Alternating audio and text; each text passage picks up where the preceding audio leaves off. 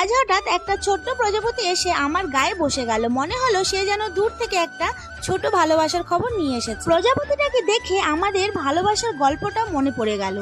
আমরাও প্রেম করে বিয়ে করেছি, আর সেই ভালোবাসা আজও ঠিক আগের মতনই রয়ে গেছে। শুধু এখন একটা ছোট্ট দূরত্ব আছে, এখনো কাজের জন্য বাইরে আছে। দেখতে দেখতে 2 মাস কেটে গেছে। আমি আর আমার ছোট্ট মেয়ে প্রতিদিন দিন গুনি, আর এখন মাত্র 10 দিন বাকি। হ্যালো এভরিওয়ান, কেমন আছো সবাই? আশা করি অনেক ভালো আছো, আমিও অনেক ভালো আছি। তো পূজা বাংলা ব্লগে অনেক অনেক ভালোবাসার স্বাগতম। তো বন্ধুরা, এখন বাজে সকাল 7টা, আর আমি উঠে গেছি ঘুম থেকে, আর এখানে আমার মেয়েও উঠে গেছে।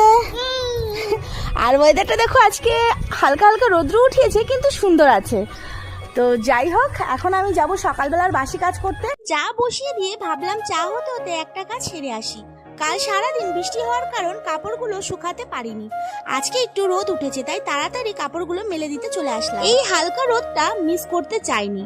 তারপর আমি স্নান করে নিলাম। তারপর আমার ছোট ভাগ্নি টিউশনে যাওয়ার জন্য প্রস্তুত হয়ে গেল। এরপর তো আমার ভাগ্নিরা সকাল সকাল বেরিয়ে গেল। আজ ওদের প্রাইভেটে ক্লাস ছিল, তাই ব্রেকফাস্ট না করে তাড়াতাড়ি চলে গেল।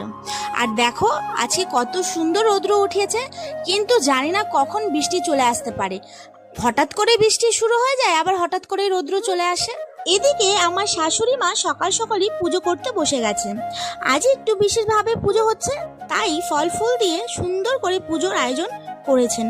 সকালের এই শান্ত ভক্তিময় পরিবেশটা সত্যিই খুব ভালো লাগছিল, তাই সেই সুন্দর মুহূর্তটাকে ক্যামেরায় তুলে রাখ। তারপর তো চা খাওয়ার পালা। আর চায়ের সঙ্গে ছিল পেঁয়াজ আর ডিম দিয়ে মজার ভাজা ভাত।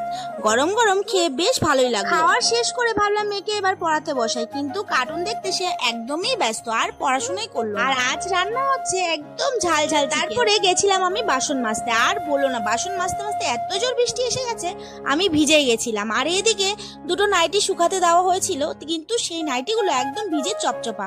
তো সেগুলো আমি তুলতে গিয়ে তো আরোই পুরো ভিজে গেলাম। আর জানো বন্ধুরা, কিছুক্ষণ পর বৃষ্টির থেমে আবার ঝলমলে রোদ উঠে গেল।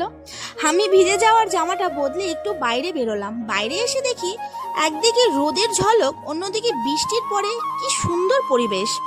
আকাশটা যেন আরো সুন্দর হয়ে উঠেছে। এমন মন ভোলানো দৃশ্য দেখে ক্যামেরায় ধরে আর না ধরে পারলাম। এরপরে আমার ছোট্ট মেয়ে এসে বলল, মা আমি একটু ঘুমাবো। আমি জানি ও ঘুমাবে না, কিন্তু নাটক করছে। তো এই বাহানায় আমি একটু লুডো খেলে নিলাম। তারপর ওকে বললাম চল স্নান করিয়ে দিই। তারপর ওকে আমি স্নান করিয়ে খুব সুন্দর করে রেডি করিয়ে দিলাম। তারপরে তো খাওয়া দাওয়ার পালা। তারপর আমরা দুজনেই একসঙ্গে খাওয়া দাওয়া সেরে নিলাম। দিনের সব ছোট ছোট কাজ শেষ করে মনটা যেন অনেকটা হালকা লাগছিল। এভাবেই কেটে গেল আজকে দিনটা। কখনো বৃষ্টি, কখনো রোদ। সংসারের ছোট ছোট কাজ